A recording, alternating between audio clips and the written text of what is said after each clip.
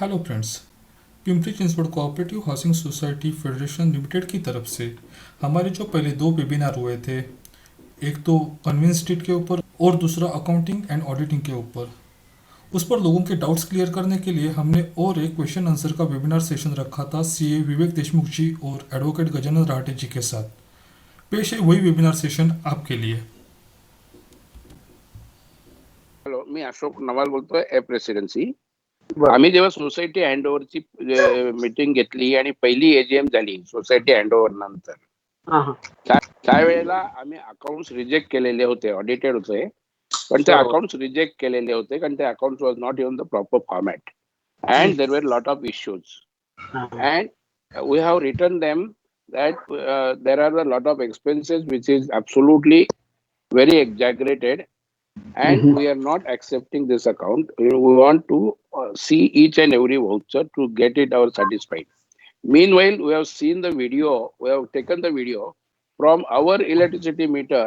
His other construction site work was beside construction site work was going on that, taking the electricity connections with us. There was the same बरं. security and same water tanker also was there, and we have बरं. given the if them the letter, and then we said these accounts are not acceptable. You give us the proper thing. Otherwise, we give the proportionate amount which you have taken for 24 months as a one-time maintenance. Whatever the position has taken place, you give me balance amount. Whatever is there, your expenditure, you take it care. But he has not responded there too. Then what is the way of action? Have you given request letter in written mode? Yes, sir. Return mode and followed up with 10 reminders. Okay.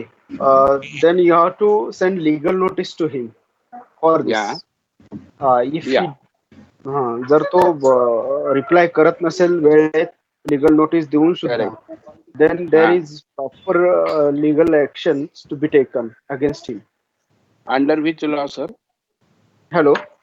RERA का कुठल्या act नंतर? नाही, MCS act खालीच normal application complaint करावं लागणार त्याला. Okay. हा. Okay. MCS act खालीच आपल्याला डेप्युटी रजिस्टर कंप्लेंट करावं लागेल. करेक्ट. आणि तुम्ही असं काही ऑब्झर्वेशन काढलेत का, ऑडिट रिपोर्ट जो तुम्हाला मिळालेला आहे बिल्डर कडनं, त्याच्यात कुठल्या हेड मध्ये प्रॉब्लेम वाटतोय, असे काही ठळक मुद्दे असतील? रादर हेड वाईज त्याला आमचे ऑब्जेक्शन दिलेले आहेत. ओके. आणि ते व्हिडिओज पण पाठवलेले आहेत की वॉटर टँकर इथं यायचं आणि तिकडं खाली व्हायचं. इलेक्ट्रिसिटी कनेक्शन आमच्याकडनं तिकडं होतं आणि सिक्युरिटी कॉमन होती. असे सगळे मुद्दे जे आहेत, इव्हन त्याची कॉपी मी ऑडिटरलाही दिलेली होती, त्यांना सर्टिफाय केलं ना. कारण मी म्हटलं बाबा तू कुठल्या एथिक्स नुसार तू हे केलेत, हे पण मी ऑडिटरलाही लेटर लिहिलेत. ऑडिटरनं फक्त सांगितलं I will come back to you, but he has never come back, आणि builder has not responded. Okay. नाही, मग legal action, legal way out is the proper channel. हा, माझ्या मते अशोक सर, तुम्ही एकदा फायनल रिक्वेस्ट रिमाइंडर द्या, आणि तो रिमाइंडर रिक्वेस्ट मोड मध्ये असायला पाहिजे. कुठलंही लिगल लँग्वेज तिथे वापरू नका. एक संधी द्या त्यांना. ओके, 15 दिवसाची मुदत द्या. आणि शेवटी नाही शेवटचं द्या, आणि तरी सुद्धा तो ऐकत नाही तर मग लिगल ऍक्शन. ठीक आहे. Okay, thank you. Yeah, sir. This is Gunjan Kumar from Palladio Society, Wakad, and my question is that related to a conveyance deed. हमारा 5 टावर का सोसाइटी है, उसमें से 3 टावर 2014 में कंस्ट्रक्ट हो गया था और 2 टावर अभी अंडर कंस्ट्रक्शन है. बिल्डर ने कन्वेंस डीड अभी तक सोसाइटी के नाम पे ट्रांसफर नहीं किया है, तो इसके लिए हम क्या कर सकते हैं? सर आपका नाम बताइए. सर मेरा नाम गुंजन कुमार है, पलाडियो सोसाइटी, वाकड़. ओके. कितने दिन हो गए सॉरी फॉर्म होके? सर 2014 में फॉर्म हुआ था. अच्छा, उसके बाद आपका कुछ वार्तालाप हुआ बिल्डर के साथ? हाँ, बिल्डर के साथ हुआ था. उसने क्या किया है, 5 सोसाइटी बनाई है, 5 टावर है तो 5 सोसाइटी बनाया है डिफरेंट, और 3 सोसाइटी 2014 में कंस्ट्रक्ट हो गई थी और 3 सोसाइटी बना दी 2014 में. उसके बाद Okay. हमने बिल्डर से बोला कि कन्वेंस डीड बना दो, तो वो बोला कि पूरा कंस्ट्रक्शन होने के बाद, फुल सोसाइटी हैंडओवर होने के बाद मैं कन्वेंस डीड दूंगा। बरोबर। अभी पूरा कंस्ट्रक्शन हुआ है? सर अंडर कंस्ट्रक्शन है, 2 टावर अभी अंडर कंस्ट्रक्शन है, नेक्स्ट ईयर होगा। ओके।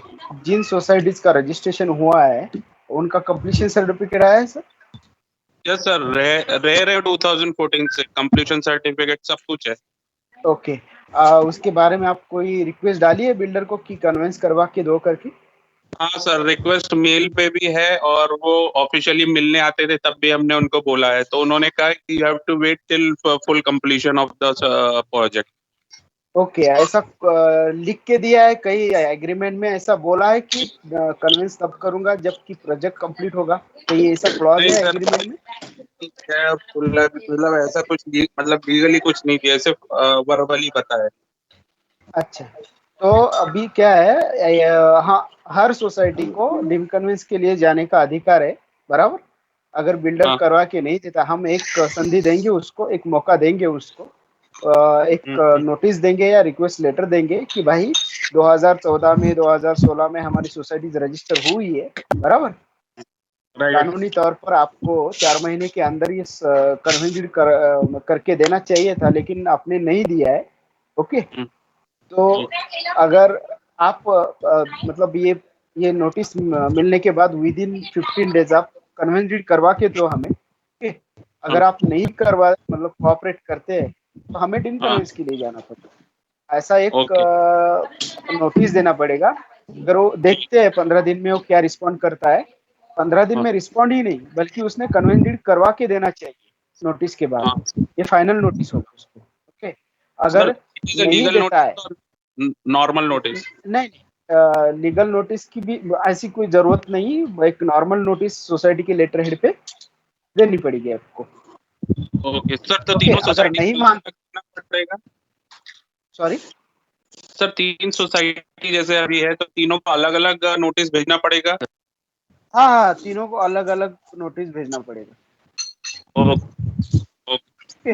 और नोटिस के सर बाद विनय, अगर नहीं मानता है तो हमें हाँ। सीधा डिम कन्वेंस के लिए अप्लाई करना है, और उसके बारे में आप हमें या फेडरेशन को मिल सकते हैं श्योर सर, पूरे प्रोसेस थैंक यू। डिटेल, या कॉल भी कर सकते हाँ सर, विनय दलवेकर बात कर रहा हूँ, silver Mist society, Porwal road, Lohgaon.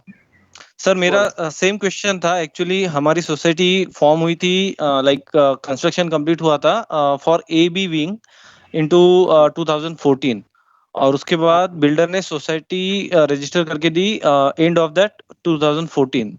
तो उस टाइम पे उन्होंने हमें पार्शियल कंप्लीशन सर्टिफिकेट दिया था, सेइंग कि आपका सी विंग और डी विंग कंप्लीट होने का है। तो हमारा जो डी विंग आता है वो रोड के दूसरे साइड में आता है। तो ओके। डी विंग कंप्लीट हो गया सर। डी विंग जो आया था वो महारेरा के अंडर आया था, तो उन्होंने ऑन टाइम कंप्लीट कर दिया, जो भी है सब कर दिया, और उनको कंप्लीशन सर्टिफिकेट मिला है। लेकिन जो हमारा ए और बी विंग है उन्हें अभी तक कंप्लीशन सर्टिफिकेट नहीं मिला है, although we have got our society registered. ये एक पहला क्वेश्चन था सर। दूसरा क्वेश्चन ये था कि जब कन्वेंस डीड के लिए भी हमने उनसे बात की एज पर बाय लॉ, उनको कहा था कि we already given 3 notices to them, just formal notice on to our society notepad. तो उनको कहा था कि सर हमारा कन्वेंस डीड होना चाहिए, जो नहीं हुआ है अभी तक। तो हमारे चेयरमैन ने जब उनसे बात की तो वो बोल रहे थे कि we are working on it और आपका हो जाएगा। ये नवंबर की बात है लास्ट ईयर की, क्योंकि 5 साल हो चुके थे। तो बोल रही थी हम वर्क कर रहे हैं क्योंकि आपका डीविंग कंप्लीट हुआ, ये हुआ है। जब मैंने फोन किया एज ए सेक्रेटरी तो उन्होंने ये बताया कि हमारे कुछ सी विंग, जो हमारा कमर्शियल विंग है ABCD विंग में, उसमें की कुछ 3-4 शॉप जाने बाकी है, तो जब तक वो जाएंगे नहीं मैं कन्विंस डीड नहीं करूंगा। फिर तीसरी बार फिर से कॉल किया उन्होंने उनको, तो उन्होंने कहा कि जो बीच में रोड आता है वो प्राइवेट रोड है, वो प्राइवेट रोड पे काम चल रहा है, और बहुत से रीजन दिए उन्होंने ऐसी कि इसलिए कन्विंस डीड नहीं हो पा रहा है, ये वो। तो ये सर ये 2 इशू थे। तीसरा इशू ये है प्रॉपर्टी टैक्स। तो प्रॉपर्टी टैक्स में क्या हुआ है कि हमारा 2014 में इसमें था, ग्राम पंचायत में था। तो उस टाइम पे हमने इंडेक्स 2 सबमिट किए थे बिल्डर को, और बिल्डर ने सबमिट किए थे ग्राम पंचायत को। जब हम गए ग्राम पंचायत में तो उन्होंने कहा कि आपके सबमिट नहीं हुए हैं, जो भी इंडेक्स 2 है। और अभी जब 2018 एंड में आई गेस म्युनिसिपैलिटी में गया है PMC में, लोहगांव एरिया, तो उस टाइम पे डी विंग वालों को सर प्रॉपर्टी टैक्स आया है क्योंकि उनका महारेरा के अंडर हुआ है, उनको प्रॉपर्टी टैक्स मिला, लेकिन हमें मिला नहीं है अभी तक। Like it's been almost 6 year, अभी तक हमें मिला नहीं है। जब हमने फॉलो अप लिया पीएमसी से तो उन्होंने कहा कि आपको एक्स्ट्रा पे करना पड़ेगा, आपको कंपेयर टू जो डी विंग को दिया था उससे ज्यादा पे करना पड़ेगा। सर हमने जब बात की तो वो बोले कि ये अभी नया लॉ आया है, तो अभी जो रजिस्टर करेगा उस हिसाब से आपको पे करना पड़ेगा। So on which we also not conveyance कि जो ऑफिशियल बता रहे वो करेक्ट बता रहे या नहीं बता रहे। तो ये सर सबसे मेन 3 क्वेश्चन है हमारे। ओके, पहला कंप्लीशन का बराबर। Yes, hello, thank you sir. Yes correct पहला कंप्लीशन के लिए अब बात करो बिल्डर के साथ, होता है तो दोबारा उसको रिक्वेस्ट लेटर, फिर लीगल नोटिस, और फिर कानूनी तौर पर हम सेक्शन 13 के अंदर मोफा के उसके खिलाफ फौजदारी गुना भी दाखिल कर सकते हैं, या स्पेसिफिक परफॉर्मेंस के तहत हम सिविल रेमेडी भी हमारे पास है कोर्ट में जाने के लिए। तो एक बार उससे बात करके देखो। ओके, अगर नहीं देता है तो लीगल नोटिस भेजेंगे, और उसके बाद जो अप्रोप्रिएट एक्शन लगता है आपको क्रिमिनल या सिविल, ओके, तो उसके तहत हम कार्रवाई कर सकते। ओके, ये कंप्लीशन के बारे में। अभी कन्वेंस का जो आपने बात किया है, कन्वेंस के बारे में मैं ये कहना चाहता हूँ कि अगर वो शुरुआत में ऐसा लग रहा है कि वो देना नहीं चाहता कन्वेंस कर, बराबर, वो टाल रहा है 4-5, इसका मतलब है वो इंटेंशनली कर रहा है, वो देना नहीं चाहता आपको। तो हमें डायरेक्टली एक नोटिस भिजवा के, लास्ट नोटिस भिजवा के हम डायरेक्ट डिम कन्वेंस के लिए अप्लाई कर सकते हैं। उसके बारे में लेकिन सर इसमें एक डाउट था। सकते। हाँ सर, बट अगर कन्विंस डेट के लिए जब हमने हाउस परचेज किया है, फ्लैट परचेज किया है, तो उस टाइम पे we paid for it, right? क्योंकि इसमें सब इंक्लूडेड रहता है, कन्विंस डीड, एग्रीमेंट, हमारा एग्रीमेंट का अलग रहता होगा, कन्विंस डीड है या जो भी प्रॉपर्टी टैक्स के लिए जो पे करते हैं बिल्डर को, वो सब उसमें इंक्लूडेड होता है। तो sir why should we go to deemed conveyance deed, because conveyance deed supposed to be done by builder, if he is not doing so तो उनके ऊपर कुछ एक्शन लिया जाता है क्या? विनय सर, ये कानूनी तौर पर ठीक है। ओके, उसको आपको एक पैसा भी देना, मतलब देना नहीं चाहिए। ओके, लेकिन बहुत सारे ऐसे पुणे, मुंबई, ठाणा में बिल्डर है जो कि खुद अपना राइट सेफगार्ड कर रखने के लिए वो कन्विंस करवा के नहीं देते, बराबर। अभी देखिए, आप हमारा प्रॉपर्टी धोखे में एट रिस्क है, बराबर। तो कितना थोड़ा बहुत 4-5 हजार का खर्चा नहीं उठा सकते 50 लाख की प्रॉपर्टी के लिए, जो भी अपने नहीं करेक्ट सर, नहीं ये सिर्फ नॉलेज के लिए मैं पूछ रहा था। ये है ना, थोड़ा आपको है ना कैजुअल व्यू रखना पड़ेगा। ओके, कोई भी बिल्डर, कोई भी किसी सोसाइटी को हेल्प नहीं करता कन्विंस के लिए। 100 में से एक आधा बिल्डर हेल्प करता है। आपको कैजुअल व्यू रखना है, आपको ही खर्चा उठाना है। अगर वो कन्विंस डीड करवा के देता है तो ठीक, नहीं तो डिम कन्विंस के लिए जो भी आपको एक्सपेंसेस है, टाइम है, वो आपको खुद बेयर करना पड़ेगा सोसाइटी को। कोई पर्याय नहीं है। नहीं तो जस्ट एज इट इज रहो ओनरशिप के लिए, फिर ओनरशिप लटक जाएगी थोड़े। हाँ सर, ये एक डाउट था। और तीसरा वो प्रॉपर्टी टैक्स का है ना।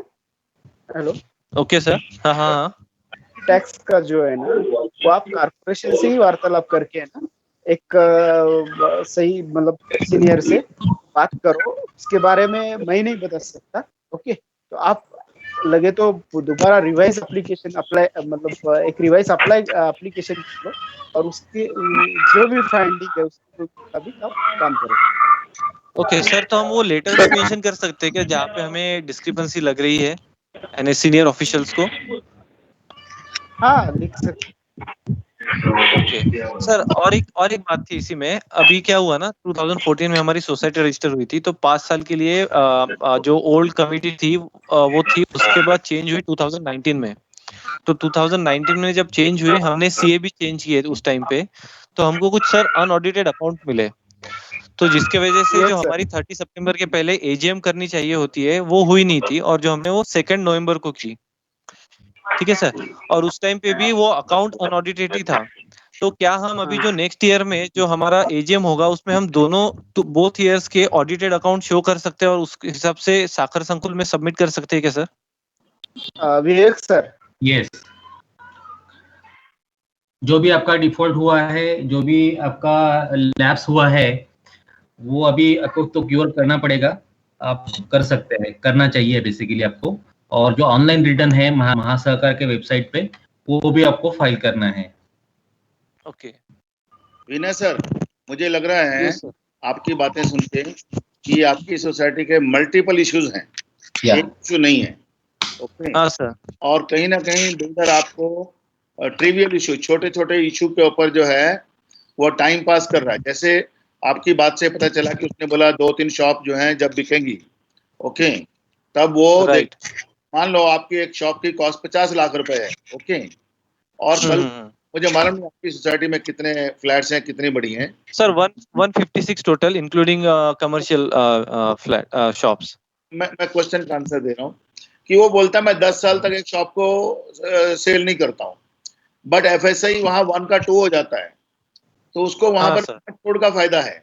ओके, तो वो क्यों बेचेगा, एक को वैसे रख लेगा अपने पास। तो ये एक्सक्यूज नहीं है, सोल्ड अनसोल्ड कोई रीजन नहीं है।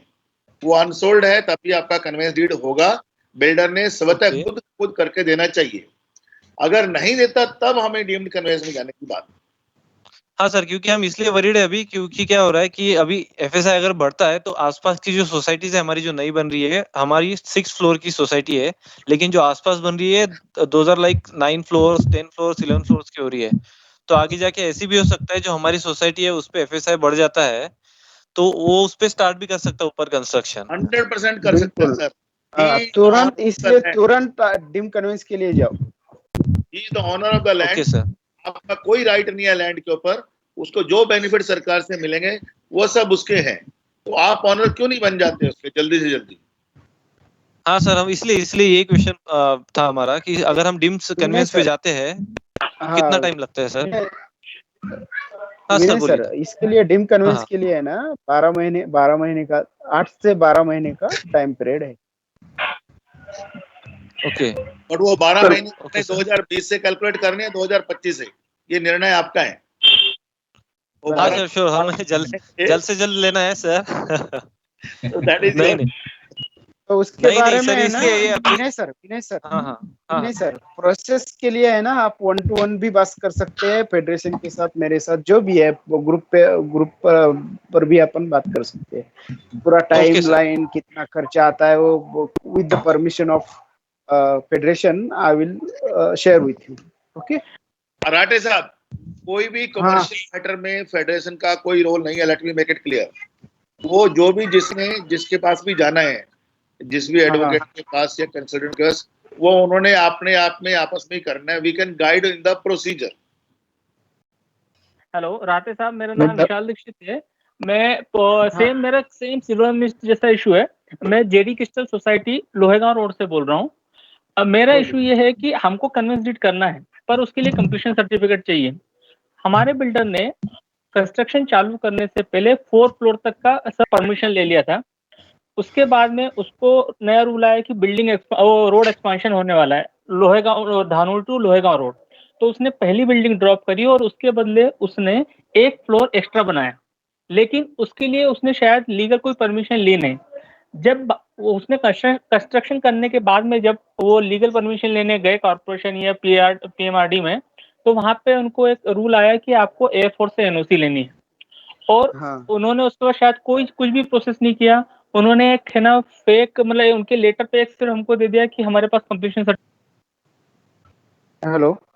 हाँ हाँ, तो सॉरी, तो क्या हुआ, जब रोड एक्सपेंशन होने वाला था तो बिल्डर ने पहली बिल्डिंग ड्रॉप करी और उसके बदले उसने एक फ्लोर हर बिल्डिंग के ऊपर एक्स्ट्रा बना दिया। और बाद में जब वो लीगल अप्रूवल के लिए पीएमआरडी ऑफिस में गए तो वहां पर उनको बोला गया कि एयरफोर्स का एनओसी चाहिए। पर उसके बाद आई थिंक बिल्डर ने कुछ भी प्रोसेस नहीं किया। उसने अपने सब प्लेट विदाउट किसी लोगों के नॉलेज के उनको एक पोजीशन लेटर बना के, उनके लेटर हेड पे पोजीशन लेटर बना के लोगों को सेल कर दिए, लोगों को पोजीशन दे दिया। जब हम उनके पास डॉक्यूमेंट के लिए गए कि आप कन्वेंस डीड कर दीजिए, तो उन्होंने हमको एक्सक्यूज दिया कि उनके पास कंप्लीशन सर्टिफिकेट नहीं है। और कंप्लीशन सर्टिफिकेट क्यों नहीं है? क्योंकि उनको एयरफोर्स का एनओसी नहीं मिला है। और इस बात को ऑलमोस्ट 6 साल हो गए हम कंटिन्यू को वर्बल देते हैं, हमने लेटर सोसाइटी, फिर हमने क्या करा, खुद से सोसाइटी फॉर्म कर ली। हमने सोसाइटी फॉर्म करी 2017 में, खुद के पैसे का डाल के हमने सोसाइटी फॉर्म करी। और अब हमको लेकिन कन्वेंस डीड के ऊपर जाना है। पर प्रॉब्लम ये है कि बिल्डर बोलता है उसके पास एयरफोर्स एनओसी नहीं है, और एयरफोर्स एनओसी नहीं है इसलिए कंप्लीशन सर्टिफिकेट नहीं मिल रहा है। तो उसमें कुछ गाइड कर सकते हैं कि हम कैसे प्रोसेस करें? हाँ बिल्कुल, पहली दफा तो कन्वेंस डीड के लिए कंप्लीशन की जरूरत नहीं है, कंप्लीशन सर्टिफिकेट के लिए।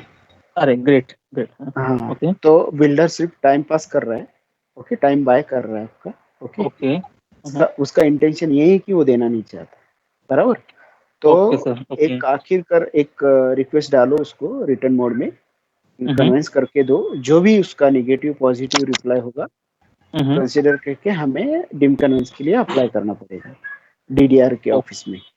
फिर डीडीआर के ऑफिस में वो डिम कन्वेंस की प्रोसेस आगे बढ़ती है। उसका डिटेल प्रोसीजर थोड़ा लंबा है, 12 महीने लगते हैं, जो भी है वो अपन बात कर सकते हैं, या कोई भी आपका कंसल्टेंट लॉयर होगा उससे आप ये बात छेड़ सकते हैं। पर आप श्योर है ना कंप्लीशन सर्टिफिकेट की जरूरत नहीं है, ये श्योर है ना? नहीं नहीं, मैं करता हूँ ना उसमें, डिम कन्वेंस में ही काम करता हूँ। ये नहीं पूछना चाहिए था आपको, बट नहीं नहीं सर, एक्चुअली हमने 2-3 लोगों से पूछा था आसपास, तो वो लोग बोलते हैं कि इवन ऑनलाइन देखा तो उसमें लिखा हुआ आता है कंप्लीशन सर्टिफिकेट चाहिए, तो इसलिए हम नहीं कंफ्यूज सर, हो गए। हम अभी नहीं, आपको हम फेडरेशन के 10-15 साल से हम यहाँ काम करते हैं, कंप्लीशन की जरूरत नहीं है। 2017 से वो कंडीशन रिलैक्स की गई है government. Okay sir, thank you sir, thank you so much sir. Okay sir, मैं नवीन बोल रहा हूँ, कॉन्कॉर्ड पुष्पक सोसाइटी, पूर्वाल रोड। मेरे 3 क्वेश्चन थे। इसमें पहला क्वेश्चन था कि वारंटी जो पीरियड रहता है इसके ऊपर थोड़ा मेरे को नॉलेज चाहिए था। जैसे नॉलेज वारंटी पीरियड में स्ट्रक्चर वारंटी क्या होना चाहिए, या अभी मेरे सोसाइटी में 2015 में कंप्लीशन हो गया है अभी, बट बहुत सारे विंग में लीकेज इशू चल रहा है। ये था। सेकंड क्वेश्चन मेरा ये था कि सोसाइटी रिजोल्यूशन मतलब क्या करना है। मेरा जो बिल्डर से अभी रिसेंटली 3 महीने पहले ड्राफ्ट आ चुका है, क्या मेरे को शेयर करना है सभी मेंबर्स को और उनको एक्सप्लेन करना है, या इसमें और क्या प्रोसीजर आगे फॉलो करना है। तीसरा क्वेश्चन मेरा ये है कि इसने जो ड्राफ्ट में लिखा हुआ है कि कंप्लीटली बिल्डर ने कि जो भी एक्सपेंसेस है, जो स्टैम्प ड्यूटी है या other expenses, that has to be bear by the purchaser, ऐसा क्लॉज लिखा है। तो इसमें ये 3 रिसर्च में क्या करना है सर? पहला क्वेश्चन है वारंटी का। Yes sir. हाँ, तो जो भी लीकेज है, जो भी प्रॉब्लम है आपकी कंस्ट्रक्शन में, सर पहला क्वेश्चन वारंटी का है ना आपका? हाँ यस सर। तो जब भी हम एग्रीमेंट करते हैं ना बिल्डर के साथ, उस एग्रीमेंट में, रजिस्टर एग्रीमेंट में क्लॉज होता है, अगर कंस्ट्रक्शन की क्वालिटी में अगर कुछ प्रॉब्लम या कुछ लीकेजेस या डैमेजेस पाए गए तो builder will be liable to repair it, okay. लेकिन उसका पीरियड भी वहां स्पेसिफाई किया गया होता है एग्रीमेंट में। Hello, okay okay sir. कोई बिल्डर 1 साल का देता है, कोई बिल्डर 3 साल का देता है, बराबर, from the date of possession. अगर 3 साल के अंदर हमें लिमिटेशन है। सपोज आपने पोजीशन आज लिया, आज के बाद 3 साल, लेकिन 3 साल के ज्यादा 3 साल से ज्यादा होता है पीरियड, तो फिर ये लिमिटेशन एक्ट की एक दिक्कत आ सकती है। उधर लिमिटेशन बार होता है। तो with in 3 years you can initiate legal action against him, अगर वो मानता नहीं तो। और अगर आप रेरा में हैं तो 5 year का पीरियड है अभी। नहीं, अभी रेरा में नहीं है, 2015 में कंप्लीट हो चुका है और 5 साल तो हो गया है इसमें। ये रेरा का पीरियड 5 year किया गया अभी, जो नया रूल है। और अभी हाँ, इसी में थोड़ा डिटेल चाहिए था इसमें। रेजोल्यूशन मतलब किस? नहीं, इसमें एक और ऐड करना था इसमें सर। जैसे लीकेज तो इंडिविजुअल हो गया, बट जैसे बिल्डिंग का स्ट्रक्चर जो है, इसका वारंटी पीरियड कितना होता है और वो कैसे इसको एड्रेस किया जाए? वारंटी, स्ट्रक्चर का वारंटी पीरियड ऐसा कहीं ये नहीं होता है। स्ट्रक्चर शुड बी, मतलब अभी इसके बारे में आर्किटेक्चर आपको रिप्लाई कर सकता है, अच्छी तरह आंसर कर सकता है, क्योंकि स्ट्रक्चरल इशू है वो। एक मिनट जरा, मैं राते सर मैं इसका आंसर देना चाहता हूँ कि हमारा जो एग्रीमेंट रहता है उसके अंदर मेंशन रहता है कि 80 मंथ 18 महीने के अंदर हमको हमारा पोजीशन मिलेगा। आप खोल के देखिए, ठीक है, क्योंकि 12 और 6 18 महीने का ही पॉइंट रहता है उसमें। 18 महीने में बिल्डर देगा ऐसा उसमें लिखा है। बट हम बिल्डर के रिलेशन मेंटेन करके ऐसा करके हम लोग, ठीक है चलो 2 साल हो गए, ओके फाइन। अभी आपकी वारंटी का इशू ऐसा है कि जिस दिन आपको कंप्लीशन मिला, बरोबर है ना, तो कंप्लीशन पहले जब वो पोजीशन देता है तो वो प्रॉपर्टी उनके ही ताबे में रहती है। आफ्टर कंप्लीशन वो हमको 1 ईयर वारंटी, लिखो या न लिखो, 12 महीने का पूरा वारंटी रहता है। अगर सीपेज हो गया, कुछ हुआ, तो वो उसी को देना है, वो वही करके देता है कंप्लीशन के बाद। आफ्टर कन्वेंस डेट उसका वारंटी नहीं रहता है। कन्वेंस डेट के बाद भी वो प्रॉपर्टी पूरा हैंडओवर करता है अपने पास में, तो उसका कोई वारंटी रहता है। 12 महीने का ही वारंटी, लिखित है इलिखित है, ये कारपोरेशन का ही रूल है और ये कोऑपरेटिव के रूल में नहीं आता। रिजोल्यूशन का जो किस मतलब किस सेंस में वो रिजोल्यूशन की बात कर रहे, मतलब नहीं, जहाँ तक मुझे नॉलेज है कि एजीएम में रिजोल्यूशन पास करना है कि हम कन्वेंस डेट के लिए जा रहे हैं, तो उसमें जो हमारा बिल्डर के साथ जो ड्राफ्ट हो गया है वो एक्सप्लेन करना है बिल्डर को, क्योंकि इसमें जैसे कोई किसी के पेंडिंग इश्यूज होंगे बिल्डर के साथ, या तो मुझे 1 to 1 चेक करने पड़ेंगे, या इसमें इस सिलसिले में मैं जानना चाहता था। रिजोल्यूशन मतलब एजीएम में खाली बताना है कि हमने ड्राफ्ट फाइनलाइज हो गया, ये ड्राफ्ट है और हम जानना चाहते हैं इसमें कोई किसका एडिशन है या कोई डिलीशन है, तो इसके बारे में जानना चाहता हूँ। नहीं, वो एक्चुअली है ना, एजीएम या एसजीएम कोई भी मीटिंग आपको एजेंडे के मुताबिक करनी पड़ेगी। एजेंडा पहले इशू करना पड़ता है आपको, ओके। तो उस एजेंडा में जितने भी सब्जेक्ट है, अगर स्पेशल जनरल बॉडी मीटिंग रही तो एक ही सब्जेक्ट को आपको फोकस करना पड़ता है, ओके। उसके मुताबिक फिर मिनट्स ऑफ रिकॉर्ड बनता है। अगर फॉर एग्जाम्पल कोई लीकेज का आपने एजेंडा लिया है, स्ट्रक्चरल डैमेज का एजेंडा लिया है, तो उसके मुताबिक ही आपको रिजोल्यूशन बनाना पड़ता है। मिनट्स ऑफ रिकॉर्ड उसके मुताबिक ही आपको ड्राफ्ट करने पड़ते हैं।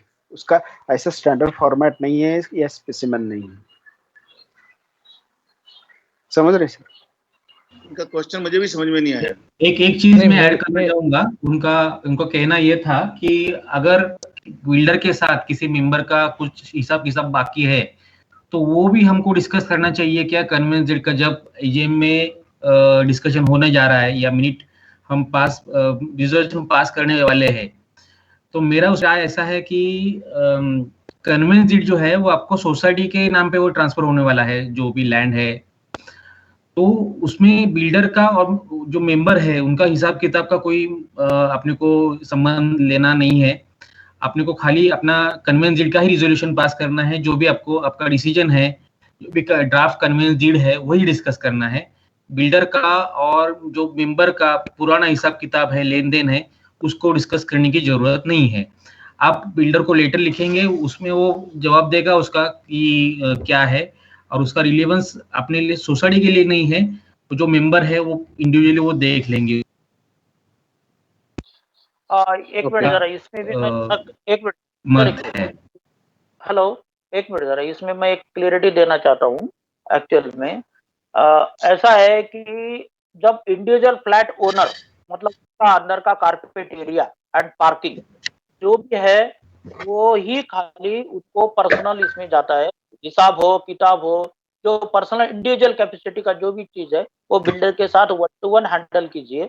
अगर होल सोसाइटी है, पूरा आपका 6000 स्क्वायर फीट का अगर स्क्वायर मीटर का अगर आपका प्लान है, तो प्लान के बारे में जो भी डिस्कस है वो पूरी सोसाइटी के जो मैनेजमेंट कमेटी है वो बिल्डर के साथ कर सकती है, या तो फिर अपनी जनरल बॉडी में डिस्कस कर सकते हैं। 1 to 1 करने वाली बात जो है, अपनी फ्लैट के अंदर अगर फर्शी डैमेज हो गई तो उसके लिए हम लोग चेयरमैन को दोष नहीं दे सकते कि तुमने हैंडओवर लिया इसलिए मेरी फर्शी डैमेज हो गई। दूसरी बात, हम लोग ये भी नहीं बोल सकते कि हमारे घर में का लाइट बार बार उड़ रहा है इसलिए मैनेजमेंट कमेटी जिम्मेदार है। ये दोनों चीज नहीं हो सकती। तीसरी बात, तुम्हारे पार्किंग के अंदर अगर उसने 2 स्क्वायर फुट का पार्किंग बोला आपको, और बिल्डर ने आपको 100 स्क्वायर फुट का दिया है, इसी के लिए मैनेजमेंट कमेटी बिल्कुल जिम्मेदार नहीं है, क्योंकि जब भी आपने फ्लैट परचेज किया था तभी आपने उसका पार्किंग गिन के लिया था, उसी की मैनेजमेंट कमेटी बिल्कुल जिम्मेदार नहीं है।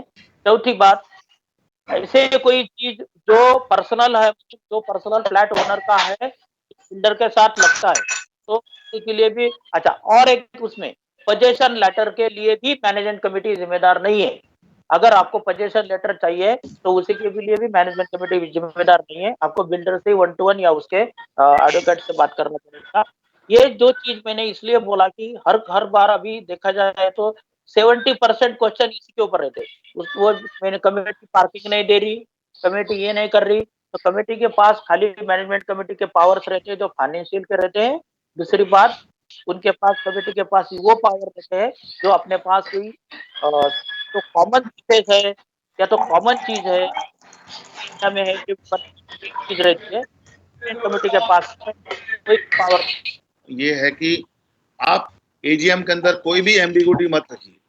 पहला क्वेश्चन आप बोलिए, पहला लिख दीजिए उसके अंदर कि आपने बिल्डर के साथ में सब ट्राई किया और बिल्डर ने कन्वेंस नहीं किया, इसलिए एजीएम के अंदर निर्णय number 1 to go for deemed conveyance route. नहीं, कन्वेंस जिनके रेडी है सर, बिल्डर ड्राफ्ट भी भेज है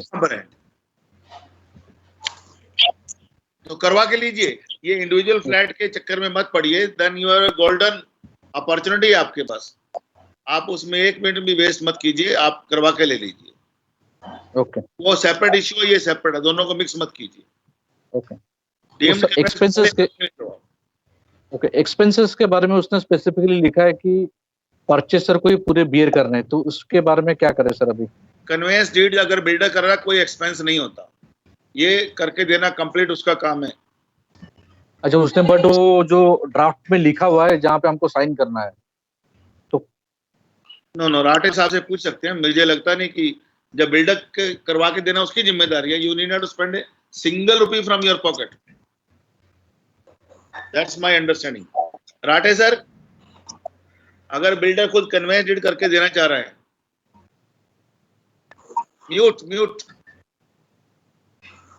म्यूट सर, अगर आपको बिल्डर मतलब तैयार है आपका बिल्डर, तो उस केस में you are not liable to pay single rupee, उसकी जिम्मेदारी है। ठीक है, तो वहां पे उसको एक मेल द्वारा वो रिक्वेस्ट कर सकते हैं कि ये kindly remove this line from the draft and we are agree, correct? Yes हाँ बिल्कुल। और अगर ऐसा कुछ लिखता है तो कंडीशनल कन्वेंस होता है, that is not legal in the eyes of law. Thank you sir. अभी हम वेबिनार का ये पार्ट यहीं पर समाप्त करते हैं। मैं केसीगर सभी आयोजकों की तरफ से आप सबका बहुत बहुत धन्यवाद करता हूं कि आपने ये प्रोग्राम देखा। मुझे उम्मीद है कि ये प्रोग्राम आपकी अपेक्षाओं के अनुरूप मिलेगा, और जब हम सब लोग आप अपनी सोसाइटी में जाएंगे तो हम इसका भरपूर हमें लाभ मिलेगा। और मेरी आप सबसे एक अपील है कि हम लोग जो भी अभी तक सोसाइटी फेडरेशन की मेंबर नहीं बनी हैं, वो कृपया करके जल्दी फेडरेशन की मेंबर बन जाइए, ताकि हम जो भी आगे लाने वाले एजुकेशन वेबिनार प्रोग्राम हैं उन सब का बहुत बहुत फ़ायदा उठा सकें। धन्यवाद।